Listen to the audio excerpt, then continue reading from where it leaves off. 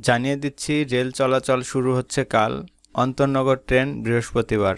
Rail চলাচল শুরু হচ্ছে আগামীকাল সোমবার, তবে প্রথম দিন চলবে মালবাহী ট্রেন। মঙ্গলবার চলাচল শুরু হবে স্বল্প দূরত্বের মেল, লোকাল ও কমিউটার ট্রেন। আগামী বৃহস্পতিবার থেকে অন্তর্নগর ট্রেন চলাচল করবে। রেলওয়ে কর্তৃপক্ষ এই তথ্য নিশ্চিত করেছে। রেলওয়ে সূত্রে বলেছে, আজ রোববার বিকেলে অন্তর্বর্তী সরকারের প্রধান উপদেষ্টা ডক্টর মোহাম্মদ ইউনূস বিভিন্ন মন্ত্রণালয়ের সচিবদের নিয়ে বৈঠক করেন।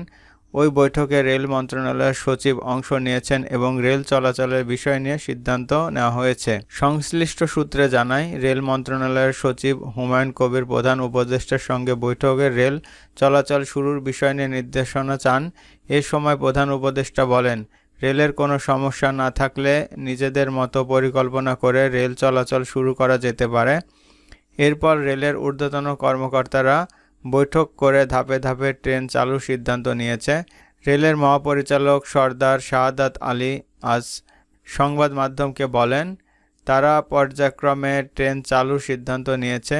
কাল মালবাহী ট্রেন দিয়ে শুরু হবে, এরপর স্বল্প দূরত্বের ট্রেন, সর্বশেষে অন্তর্নগর ট্রেন চালু করা হবে।